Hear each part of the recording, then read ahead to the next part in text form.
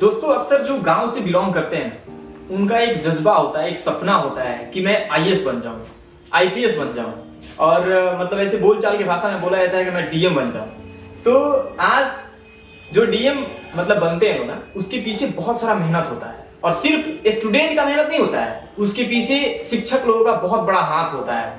और आज वैसे ही एक शिक्षक से मैं बात करूंगा, इस पॉडकास्ट में उनकी लाइफ स्टोरी को एक्सप्लोर करूंगा और उनका जो एकेडमी चलता है, जो अभी आपको यहाँ पे दिख रहा है चहल एकेडमी, और एक आईफा इंजीनियर्स डिवीजन कुछ करके है ऐसे।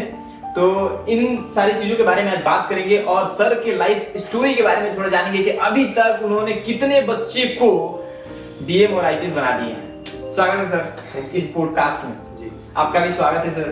कैसे हैं आप दोनों? बढ़िया मस्त। सबसे पहले तो मैं गुरु लोग का बहुत रिस्पेक्ट करता हूँ, बहुत, क्योंकि मैं आज आपके सामने बैठ के बात कर रहा हूँ ना, तो इसके पीछे सबसे बड़ा रीजन जो है ना, वो एक गुरु जी का है। क्योंकि मैं एक छोटे से गांव से बिलोंग करता हूँ और वहाँ इंग्लिश होता है ना, इंग्लिश स्पीकिंग का जो होता है वो तो बहुत दूर की बात है, बहुत दूर की। कोई शुद्ध हिंदी बोल ले ये तो मतलब हो जाए वही सही है, इंग्लिश की तो बात ही हटाइए। वैसे ही हमारे लाइफ में एक गुरु है अभी भी, जिन्होंने मुझे इस काबिल बनाया कि हम मतलब आज आकर आपके साथ बैठ के बात कर रहे हैं। उनका बहुत बहुत मतलब हम शुक्रिया रहेगा हमेशा, हमेशा बहुत रिस्पेक्ट करते हैं उनका। तो सबसे पहले तो आप दोनों को तहे दिल से प्रणाम, क्योंकि आप लोग गुरु हैं और आप लोग हम लोग जैसे बच्चे को बनाते हैं। सबसे पहले तो सर अपना परिचय दीजिए। मेरा नाम श्याम प्रियदर्शी है। अच्छा। और मैं बीटेक हूँ। बीटेक में जो बीटेक का जो सबसे टफ एग्जाम होता है गेट, ठीक है, जो वर्ल्ड की 4th टफेस्ट एग्जाम इसमें से आती है, ठीक है। तो वो मैं 5 टाइम्स क्वालिफाइड हूँ और मेरा जो बेस्ट रैंक है 62 रैंक है। सेम ऋतुराज सर है। अच्छा। जो ऑलरेडी गेट क्वालिफाइड, ठीक है। तो हम दोनों ये जो चहल एकेडमी और जो आईफा है इसको हम लोग रन करते हैं। अच्छा एक बात बताइए सर कि ये आप दोनों अभी पार्टनर हैं? We are friends. अच्छा friends. We are friends as well as partner. हाँ, तो एक बात बताइए, ये जो चहल एकेडमी और ये आईफा जो, इसकी शुरुआत कब? ये 2012 में हमने शुरुआत की। पहले मैं एज ए फ्रीलांसर था। अच्छा। पहले मैं जॉब किया, जॉब करने के बाद मैं, क्योंकि होता क्या है, टीचिंग लोग क्या करते हैं, टीचिंग को सब्स्टिट्यूशन मानते हैं, ठीक है, कि आपका कहीं सिलेक्शन नहीं हुआ तो आप टीचिंग पे आ जाओ, ठीक है। तो it is just like a substitution. But हमारा जो था वो पैशन था, हमने जॉब छोड़ के टीचिंग किया, ठीक है। और जिसकी वजह से जिनका ये पैशन होता है वो इस फील्ड में काफी अच्छा काम करते हैं। और यही वजह है कि 2012 से हमने एनॉट्स नंबर ऑफ रिजल्ट हमने डिक्लाइन से दिया। पता है ये जो टीचिंग है ये एक होता है अंदर से, है ना। ये अगर कोई बोलेगा तुम टीचर बन जाओ तो यूं ही कोई टीचर नहीं बनता।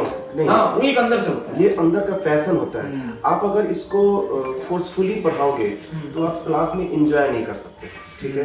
लेकिन इसको अगर आप एंजॉय करोगे, ठीक है, तो आप भी एंजॉय करोगे, बच्चे भी एंजॉय करेंगे। हाँ। और उसका जो रिजल्ट आएगा वो उसकी तुलना ही नहीं की जा सकती। सर एक बात आप बताइए कि चहल एकेडमी में आप भी पढ़ाते हैं? बिल्कुल। तो क्या पढ़ाते हैं? मैं फिजिक्स पढ़ाता हूँ। फिजिक्स।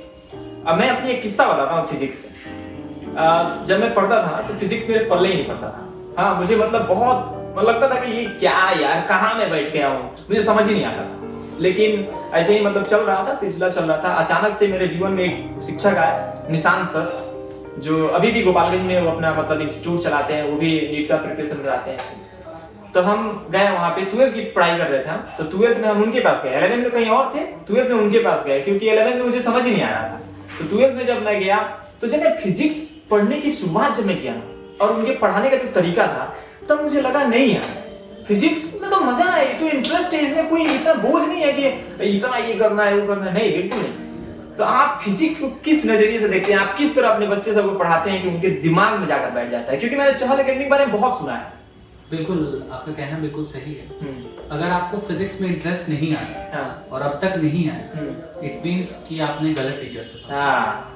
मैं बिल्कुल एक ही लाइन में बहुत स्पष्ट तरीके से कहना चाहूँगा। और हमारे चहल एकेडमी का जो ऑल ओवर इंडिया 20 सेंटर्स है, अच्छा, उनके करिकुलम इस तरह डिसाइडेड है या इस तरह डिजाइन किया गया, जिसको हम लोग ऑलरेडी प्री प्लान को फॉलो करते हैं। और वो डेफिनेटली बच्चों को इतना सहूलियत जरूर देता है कि वो ऐसे आसान भाषाओं में इतना कठिन से कठिन सब्जेक्ट टॉपिक या इतना वास्ट जो भी सिलेबस है उसको मिनिमम से मिनिमम टाइम में पूरा कर सकें, क्योंकि आपको पता है जब से आप इस कंपटीशन वर्ल्ड में आए हैं, आई मीन 10th के बाद, तो आपके लिए 3 ही सब्जेक्ट्स नाइटमेयर बन के रह गए, या तो फिजिक्स, या तो केमिस्ट्री, या तो मैथ्स।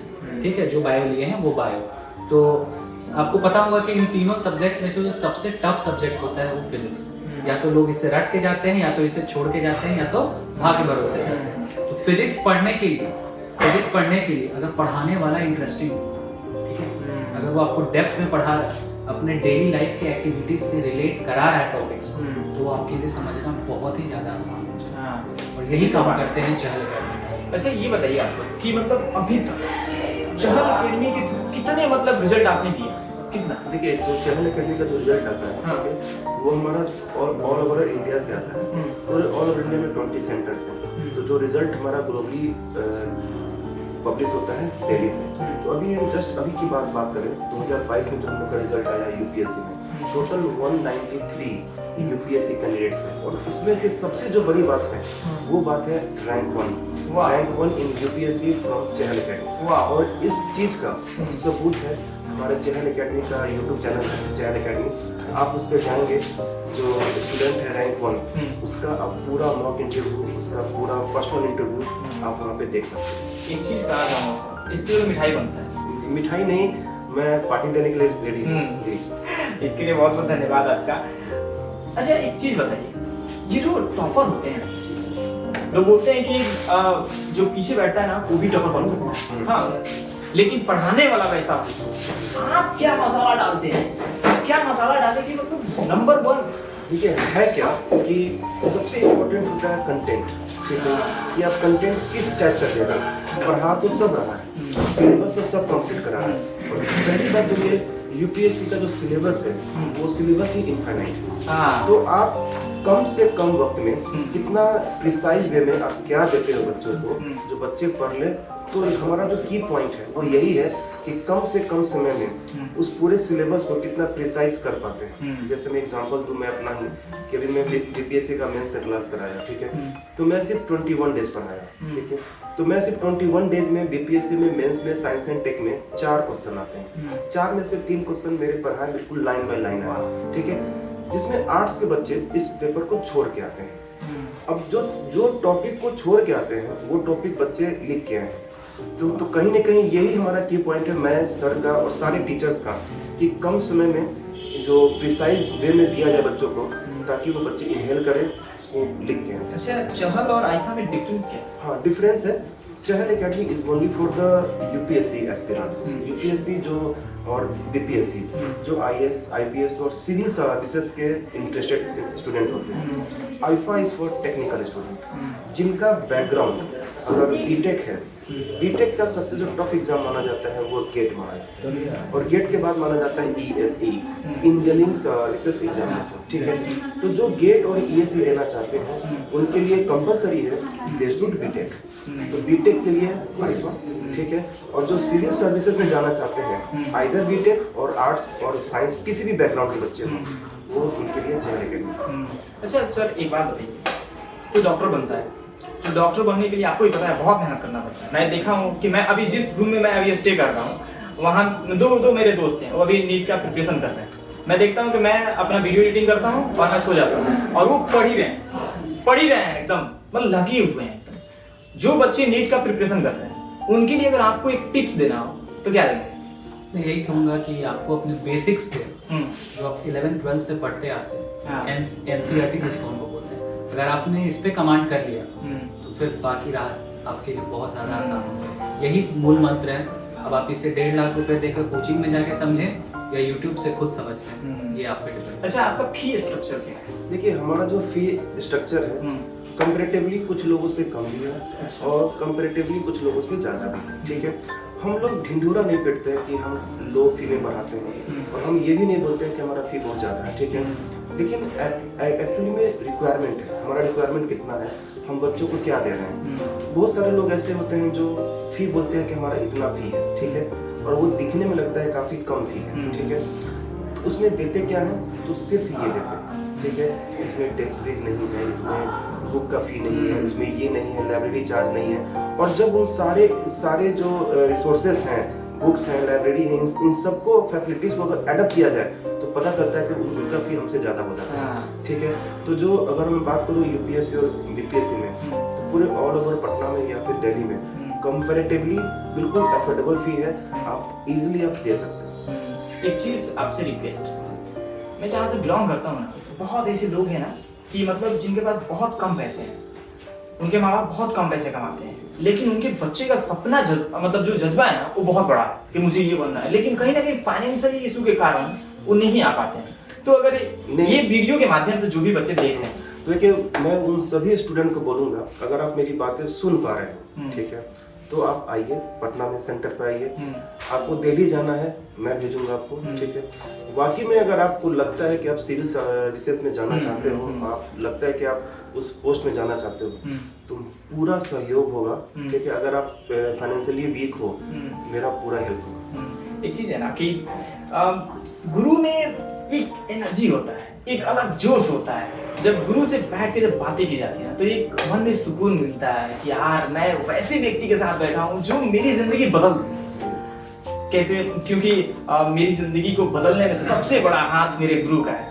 तो गुरु आप भी हैं, और अभी मैं बैठ के आपके सामने, देखिए एक अगर ऐसे स्टूडेंट के नाते बात करें तो मेरी कोई हैसियत नहीं है कि मैं आपके सामने बैठ के बात करूं, लेकिन अगर प्रोफेशन की बात की जाए, सवाल करने की बात की जाए, बात करने की बात की जाए, तो इसमें तो पीछे नहीं हट सकते हैं। चाहे गुरु हो, चाहे पिताजी हैं, चाहे कोई भी, सवाल पूछना मेरा फर्ज है और मैं पूछ सकता हूँ। अगर मुझे किसी चीज में डाउट है तो मैं बिल्कुल पूछूंगा, बिल्कुल पूछ सकता हूँ। और आप लोगों का ये धर्म बनता है कि आप लोग जरूर लड़के सब जो भी स्टूडेंट हैं उनको मोटिवेट करें, उनके अंदर जोश भर दें कि यार तुम कर ही सकता है, जो टूटा हुआ है ना वो भी आगे। उनके लिए कल ही एक छोटा सा शॉर्ट्स बनाया, ठीक है, तो छोटी सी शायरी है, उसमें यही है कि बहुत बच्चे ऐसे होते हैं कि हमारा एग्जाम नहीं निकलेगा, तैयारी नहीं करेंगे। तो मैं यही बोलता हूँ ना, हमेशा बोलता हूँ क्लास में कि जो होगा देखा जाएगा, ठीक है। हमें पछतावा ना हो कि हमने एग्जाम नहीं दिया, हमें पछतावा ना हो कि हमने ये तैयारी नहीं किया।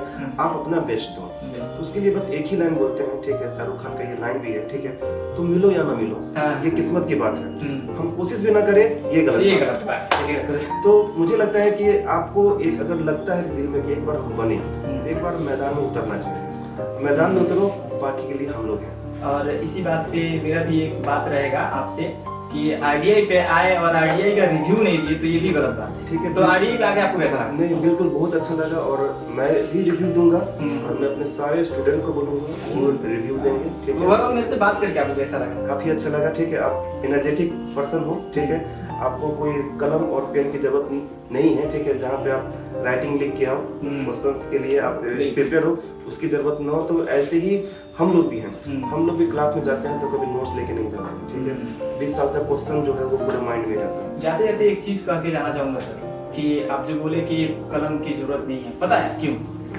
आज 23 का एज है मेरा, लेकिन ये 23 साल की जो पहले की जो कहानी है, इसमें इतना उतार चढ़ाव आया है, इतना उतार चढ़ाव आया है कि मैं अगर कहानियां बताऊं तो आपकी आंखों से आंसू आए, एकदम ये गारंटी है। मैंने इतना कुछ सीखा है ना, और इतना सवाल भरा है ना मन में, कि मैं 2 घंटे नहीं, 4 घंटे नहीं, 10 घंटे अगर इंटरव्यू करना पड़े ना, बिना कोई प्रिपरेशन का, तब भी मेरे पास सवाल है, मैं सवाल कर सकता हूं। चहल अकेडमी और आइफा की तरफ से बेस्ट विशेष है, थैंक यू सो मच। आप इस लाइन में जो है, ठीक है, उसमें आप टॉप पोजीशन पे आप पहुंचे, और सिर्फ बिहारी नहीं, पूरे ऑल ओवर इंडिया के लोग आपको देखेगा, आपको सुने। ओवरऑल आप दोनों का बहुत बहुत धन्यवाद कि आप अपने जीवन की बहुत कीमती समय निकालकर आरडीआई टॉक्स पे आए। Thank you. दोस्तों, ये रहे चहल एकेडमी और आइफा एकेडमी के जो भी फाउंडर हैं। इस वीडियो से आपको क्या सीख मिलता है? अगर आपका भी सपना है डीएम बनना, जैसे बोलचाल की भाषा में बोला जाता है ना, मुझे डीएम बनना है, आईएएस आईपीएस आपको भी बनना है, तो एक बार आइए, और काउंसलिंग भी करना है तो आइए और सर से मिलिए, क्योंकि दोनों आदमी के अंदर बहुत ज्यादा जोश है। तो एक बार आइए, इनसे बात कीजिए और फिर अपने सपने को लेकर आगे बढ़िए। इस वीडियो को देखने के लिए आपको तहे दिल से बहुत बहुत धन्यवाद। Thank you.